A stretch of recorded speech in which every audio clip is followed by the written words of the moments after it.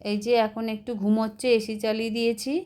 সারা দিন কিচ্ছু খাইনি। বিস্কুট আমি সারাদিনে ওকে 2-3টে বিস্কুট খাইয়ে সকালের ওষুধ খাইয়েছি। ভাত মেখেছি, ভাত নষ্ট হয়েছে, ফেলে দিতে হয়েছে।